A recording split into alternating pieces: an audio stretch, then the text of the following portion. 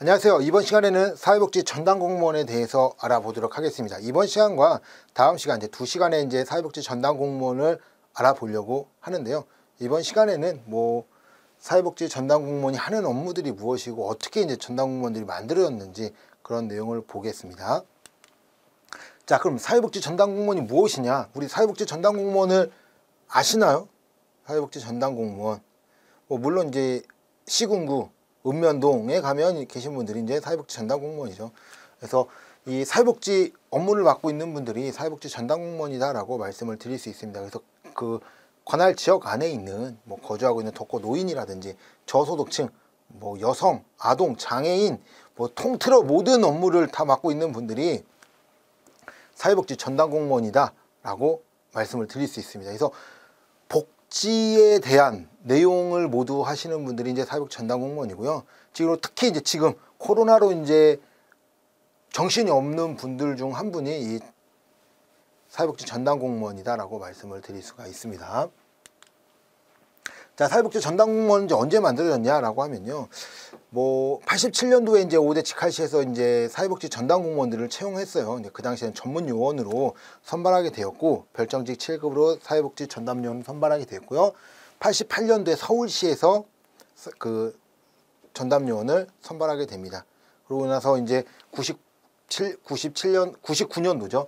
99년도에 물론 92년 사회복지 사업법이 변경되면서 공공부문에 사회복지사들이 들어갈 수 있다라고 했지만 그 이후에 이제 공식적으로 들어간 건 없었어요. 그냥 별정직으로 조금씩 뽑을 뿐이었고요. 그러다가 97년 IMF가 터지게 됩니다.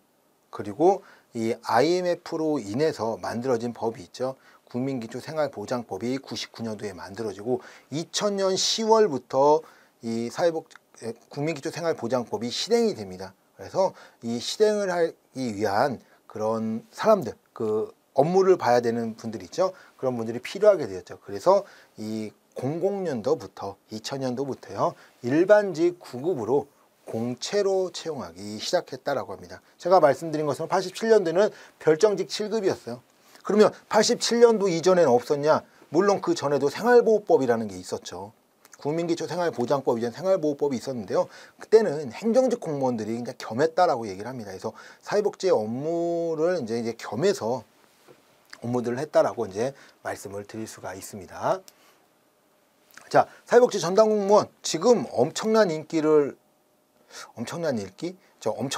이제 많이 뽑고 있는 그 공무원 중 한 명이 그 공무원 중에 이제 공무원이 이제 사회복지 전담 공무원이다라고 말씀을 드릴 수가 있습니다. 예전보다 이제 인기가 좀 많이 올라갔다고 해야 될까요? 올라간 상황이다라고 얘기할 수 있어요. 그 이유는 그러니까 행정직 다음으로 이 사회복지직이 좀 많이 뽑습니다. 그리고 요새 이제 특수직 공무원들이라고 얘기를 할 수 있어요. 경찰이라든지 소방이라든지 이런 사회복지직 공무원들은 이제 많이 뽑고 있는 추세이기 때문에 좀 인기가 있다라고 좀 말씀을 드릴 수 있습니다. 그래서 인원수들이 늘어나다 보니까 행정직이 제일 많죠. 행정직이 제일 많은데 그 사회복지 이제 들어간다. 그래서 지금은 사회복지 개론이 선택 과목입니다. 선택 과목이지만 2년 이후에 2년 후부터 이제 2022년부터는 이 사회복지 개론이 이제 필수 과목에 이제 포함되면서 이 과목을 꼭 공부하셔야 되는 과목 중 하나다라고 말씀을 드릴 수가 있습니다. 그래서 필수 과목으로 선정이 전환이 됐고요. 그리고 이제 3급 이상 자격증이 있으면 시험에 응시가 가능한데 지금 3급을 갖고 있는 사람은 없어요. 3급을 갖고 있는 사람이 없다라고 얘기하는 건 무슨 뜻이냐면요. 3급을 갖고 계신 자격증을 갖고 계신 분은 있습니다. 일단 지금부터는 3급 자격증을 취득이 불가능해요.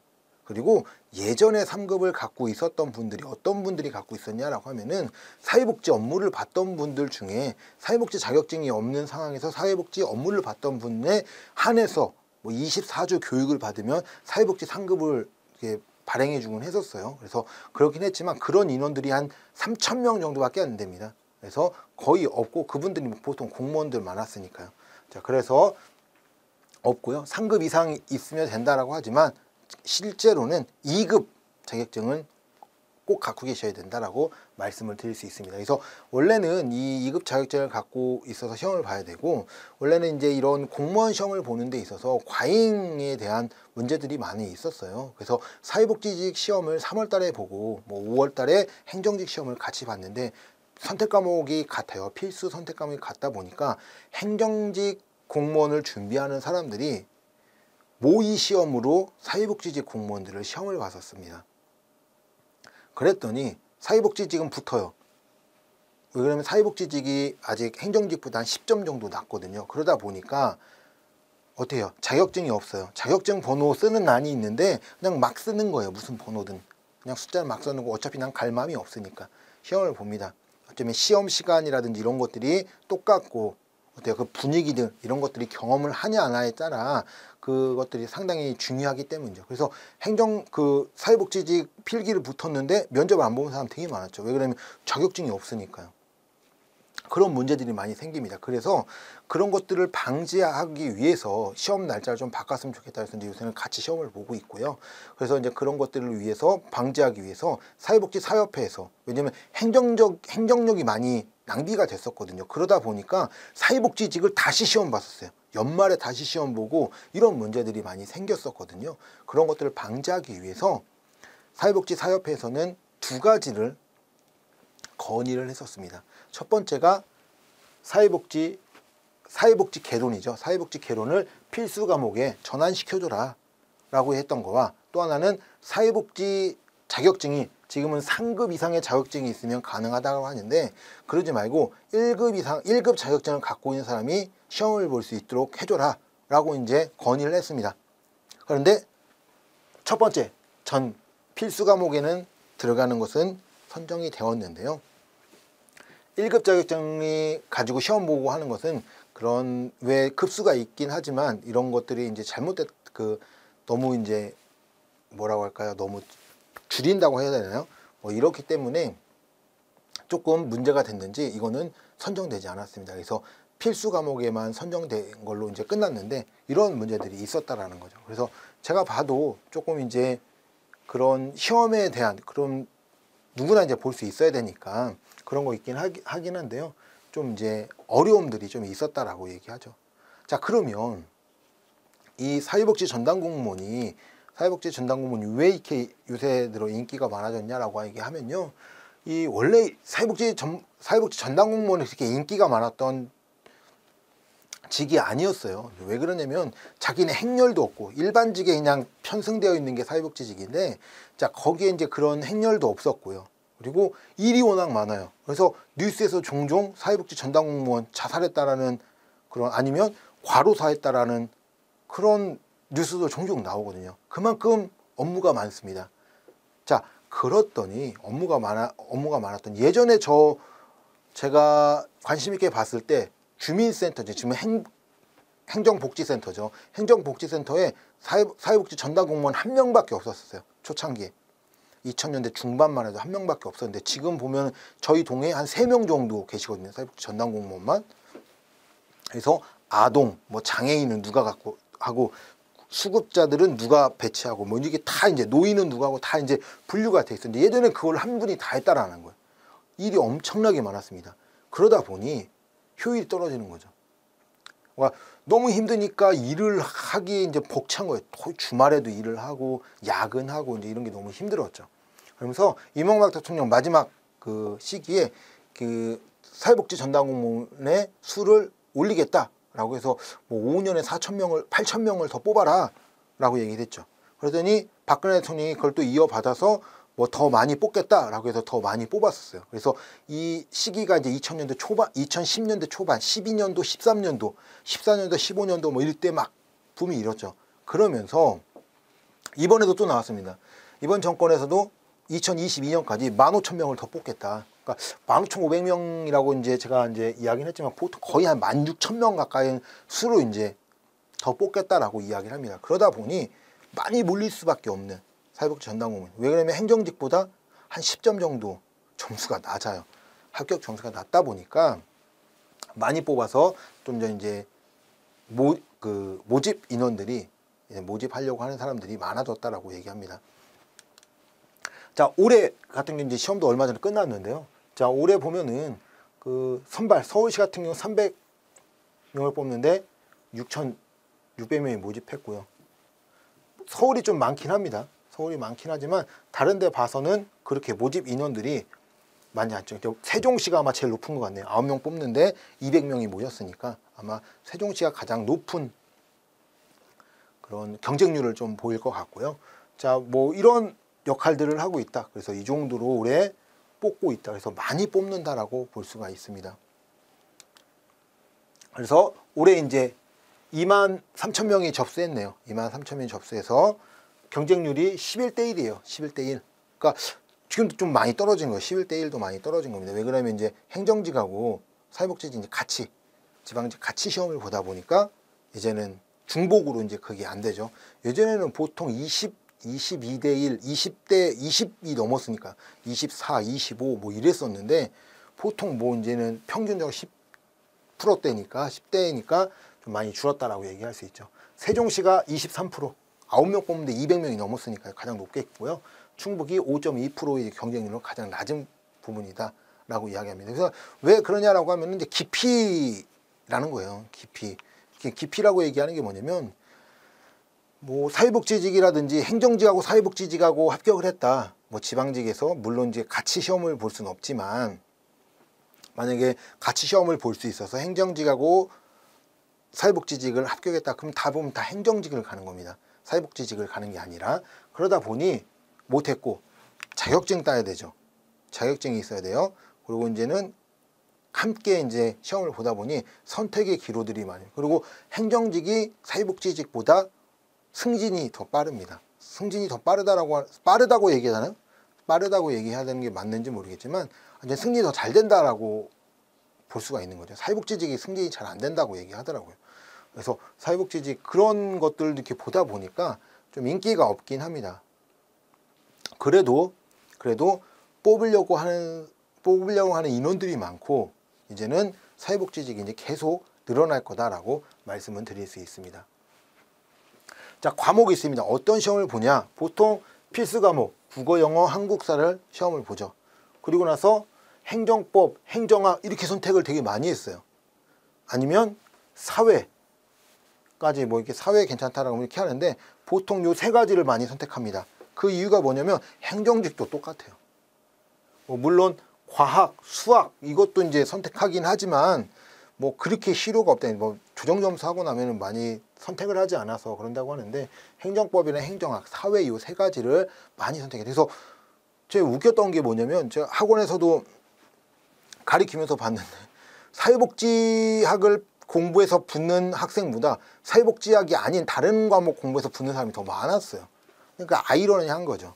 그리고 나서 행정직 붙으면 사회복지직 안 가고 이제 그런 문제들이 이제 있었는데 이제 이런 문제들이 이제 원천적으로 다 이제 부셔졌죠. 이제는 공무원을 준비한다, 사회복지직 공무원을 준비한다라고 하면요 무조건 행정법하고 사회복지 개론을 공부해야 돼요. 왜 그러냐면 내년에 붙는다라고 하면 2021년도에 붙으면 문제가 되지는 않겠지만 그걸 붙지 못하면요 2022년부터는 사회복지 개론, 행정법, 국어, 영어, 한국사 이렇게 5과목을 시험 보는데 1년에 또 선택 과목을 바꾼다라고 하는 것이 이제 부담스럽다라는 거죠. 부담스럽기 때문에 이제는 사회복지학 개론이라든지 이 행정법으로 갈아타야 된다라고 말씀을 드릴 수가 있습니다. 자, 그러면 우리 이제 성적을 잘 보면 좋긴 하겠죠. 시험을 잘 봐서 성적이 잘 나서 합격하면 좋긴 하겠지만 그래도 부수적인 방법들이 있죠. 그것이 바로 자격증입니다. 그래서 가산 비율을 좀 받아야 되는데 자, 가산 비율 우리가 이제 보통 7급도 이제 이렇게 받을 수 있고 뭐 0.5%, 0.1%, 0.5% 이렇게 받을 수 있는데 뭐 컴퓨터 활용 능력이라든지 뭐 사무자동화 뭐 이런 컴퓨터에 대한 자격증이 있으면 가산을 받긴 합니다. 그래서 9급 같은 경우에는 보통 컴퓨터 활용 능력으로 1%를 받죠. 1%라고 얘기하면요 1점이다라고 좀 보시면 돼요. 예전에는 이 사무자동화 뭐 이런 산업기사 뭐 이런 정도만 돼서 3% 정도의 이제 조정 점수가 줬었는데 이제는 1%다라고 생각을 하시면 됩니다. 그래서 1%밖에 안 되기 때문에 1%밖에라고 하면 안 되죠. 1%로 이제 줄었기 때문에 이런 자격증들, 컴퓨터 자격증이 있는 것이 좋다라고 말씀을 드릴 수 있습니다. 자, 그러면 우리 이제 다른 게 또 뭐가 있냐라고 할 수 있겠죠. 컴퓨터에 대한 자격증, 사회복지직은 사회복지 자격증 없으면 시험을 못 봅니다. 그래서 사회복지 자격증은 기본이고, 또 이런 물어보신 분이 계세요. 1급 자격증이 있으면 뭐 추가 점수가 있냐? 없습니다. 1급이든 2급이든 3급이든 다 똑같아요. 사회복지 자격증만 있냐 없냐가 중요한 거니까. 그래서 그 1급, 2급 그거에 관련이 없다라고 좀 보시면 되고요. 그리고 이제 컴퓨터 자격증 외에 받을 수 있는 사회복지직은요, 변호사 자격증이 있습니다. 그래서 로스쿨 들어가 가지고 로스쿨 졸업하고 변호사 시험에 합격하면 5% 받을 수 있어요. 5%면 5점이네요. 평균 5점, 25점. 5%면 어느 정도의 높이냐라고 얘기하면요, 과목당 한 문제를 더 받을 수 있고요, 총점 25점이 올라가 버리는 겁니다. 그러니까 엄청난 가산이다라고 말씀을 드릴 수 있습니다. 그러나 보통 변호사는 사회복지직 시험을 보지 않죠. 자, 그럼 또 뭐가 있냐? 가산점에 보면 또 뭐 있냐? 가장 좋은 거, 자격증도 좋긴 해요. 자격증도 좋긴 한데 이제 이 자격증으로는 이제 한계가 있다라는 거예요. 한 가지밖에 못 받으니까 이제 한계가 있습니다. 그래서 가장 많은 게 취업 지원 대상자죠. 이게 뭐냐라고 하면은 국가유공자, 본인이나 자녀, 가족인 거예요. 그래서 보통 국가유공자 자녀죠. 원래 이 국가유공자 자녀도 지금은 5%거든요. 국가유공자 본인은 10%, 가족, 배우자 가족은 5%예요. 5%인데 이게 법이 조정되기 전에는 가족도 10%였습니다. 그래서 10%면 엄청난 점수입니다. 그래서 예를 들어서 합격을 내가 이런 경우도 생겼어요. 예전에는 정말로 내가 시험을 딱 봤는데 다 맞았어요. 내 만점이에요. 만점인데 이분이 떨어질 수도 있다는 겁니다. 왜 만점이면은 100점이니까 붙을 수 있겠죠. 100점이니까 붙을 수 있다라고 얘기하는데, 자, 내가 95점을 받았어요. 95점을 받았는데 제 부모님이 국가유공자이고 내가 10점을 받으면 105점이 되는 거예요. 또 자격증이 있어. 106점, 107점이 되겠죠. 그래서 100점을 맞고도 떨어질 수도 있다라니까. 근데 이런 문제들이 예전에 발생을 하게 됩니다. 그래서 조정 점수가 가족에게는 5%로 떨어지게 되고요. 그리고 그 국가유공자라든지 이런 뭐 의사상자, 뭐 이런 가족들에 대한 범위는 또 퍼센티지로 잡혀져 있습니다. 그래서 합격자의 30% 이상을 취업 지원 대상자가 30%를 넘어갈 수는 없게 되어 있다라고 좀 말씀을 드릴 수 있습니다. 그래서 10%나 5%, 의사상자, 뭐 의사상자라고 얘기하는 건 이제 뭐 의사자 있죠. 의사자는 이제 돌아가신 거예요. 다른 사람의 목숨을 구하기 위해서 내가 돌아가신, 그래서 의사자들이 있습니다. 자, 의사자 같은 경우는 죽었기 때문에 내가 뭘 할 수 없죠. 그래서 가족에게 5%의 가산점을 주고요. 의사상자는 이제 살아 계신 거예요. 그러나 이제 뭐 신체적으로 이제 불편함이 생긴다든지 이런 게 있겠죠. 그럴 경우에는 본인에게는 5%, 가족에게는 3%의 가산 비율을 준다라고 말씀을 드릴 수 있고요. 그리고 이제 자격증, 직렬에 따른 가족 자격증으로 뭐 최대 이제 3에서 5%까지 뭐 쉽게 얘기하면은 뭐 1에서 5%라고도 얘기할 수 있어요. 뭐 이제 5%까지 최대 5%까지 갈 수 있는데요. 최대 이제 한 개만 인정이 된다라고 말씀을 드릴 수가 있습니다. 그래서 우리 취업 대상자하고 이제 의사상자하고 겹친다라고 하면요, 한 가지만, 내가 높은 거 한 가지만 선택할 수 있고요. 자격증하고는 다 연관이 이렇게 두 가지가 가산이 가능하다라고 하죠. 그러니까 예를 들어서 아버지가 국가유공자에서요. 그리고 내가 시험을 보는데 뭐 컴퓨터 자격증이 있어. 그래서 이제 1%를 받는다 그러면 6%를 받게 되는 거죠. 자, 그리고 취업 대상자, 아까 제가 말씀드린 거죠. 독립유공자 본인 가족, 국가유공자 본인 가족, 5.18 특수임무 고엽제 중에 본인 가족들이 받는다라고 이야기를 합니다. 그래서 본인은 보통 10%, 가족은 5%를 받게 된다라고 말씀을 드릴 수 있습니다. 자, 취업 본인 5%, 본인 10%, 배우자 5%고요. 의사상자, 본인, 사상자, 의사자 같은 경우는 본인 5%, 의사자의 배우자 5%, 의사상자 같은 경우에는 배우자, 자녀는 3%를 받게 된다라고 말씀을 드릴 수가 있습니다. 그래서 의상자 같은 경우에도 이렇게 받는다. 그래서 5에서 3% 정도를 받게 된다라고 말씀을 드릴 수 있습니다. 자, 가산점수. 자, 가산점수 제가 뭐 3% 받는다, 5% 받는다라고 얘기하니까 이게 조금 실감이 안 나요. 이게 5점을 받고 뭐 3%를 받고 5%를 받고 이제 실감이 안 납니다. 그래서 예전에 한 20년 전만 해도요. 20년 전만 해도 유행했던 게 뭐냐면 그 공무원 시험을 보려고 하는 사람들이 그 입양을 가요. 입양을 갑니다. 입양을 간다는 게 무슨 뜻이냐면 국가유공자 자녀들로 이제 들어가 버리는 거죠. 입양을. 그래서 그 10%니까 그 당시 10%니까 이 돈을 주고 입양을 하는 겁니다. 그래서 자녀분 중에 뭐 이제 공무원의 시험을 볼 사람이 없다라고 하면은 입양을 돈 주고 입양을 해서 들어가서 그 10점을 받고 시험을 합격하려고 하는 그런 분들도 계셨다라고 말씀을 드릴 수 있습니다. 그래서 공고위원이 이게 이제 한 20년 전만 하더라도 이제 노량진에서 이제 흘렸던 방법 중 하나다라고 얘기하는데 그 10점이 그렇게 컸다라는 겁니다. 10%가 10점이 그 당시에는 10%가 아니고 10점이에요. 10점 가산점의 10%. 그래서 내가 만약에 70점을 받았다라면 7점을 받게 되었던 거죠. 그래서 5%만 가산을 받으면요 25점이 올라가는 거예요. 왜? 과목당 5%니까 5점이니까 100점 만점에 5%니까 5점이잖아요. 그래서 5과목이니까 25점이 올라간다. 합격이요. 합격 불합격이 보통 1점이 안 차이 나요. 1점이 차이 나는 게 아니라 0점 몇 점 조정 점수 때문에 0점 몇 점 차이로 이제 합격하냐 불합격하냐 이게 차이 나는 상황에 평균 5점이 올라간다라는 것은요 엄청나다라고 말씀을 드릴 수가 있습니다. 그래서 이 엄청난데 사회복지직에서 5점 받을 수 있는 것은 변호사 자격밖에 없잖아요. 변호사 자격을 받았는데 사회복지직을 구급시험을 본다? 그러진 않을 거잖아요. 그러니까 이 너무 크다라는 거죠. 이 가산 5점 엄청나다라는 겁니다. 그래서 각 문제에서 한 개 더 맞는 거와 같다라고 하고요.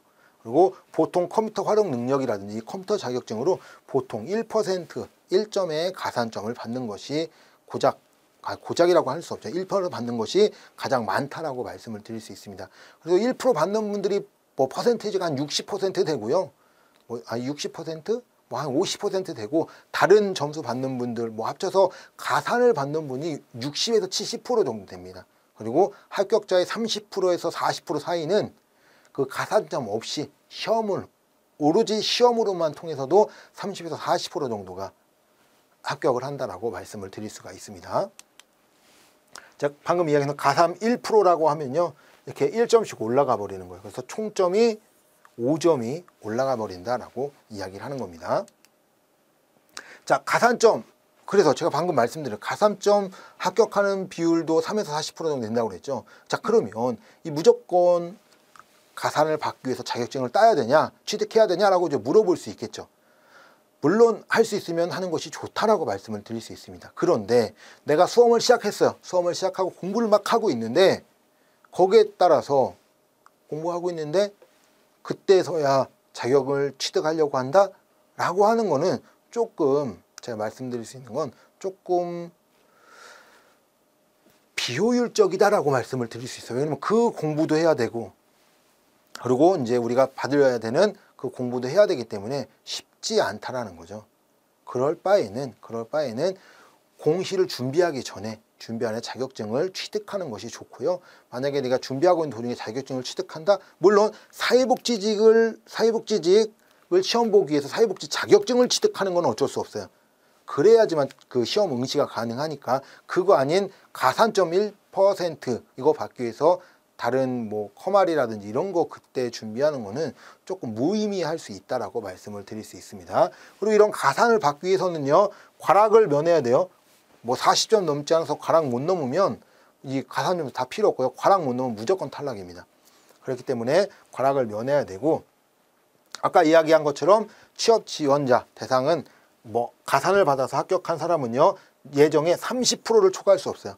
그러니까 10명 중 3명은 국가 유공자로 인해서 합격이 될 수 있다라는 거예요. 왜 그러냐면 기존에 그런 가산 받아서 다 합격해버리니까 그러면 없는 사람들은 어떻게 하냐. 아까 이야기한 것처럼 100점을 맞아도 떨어지는 경우가 생긴다니까요.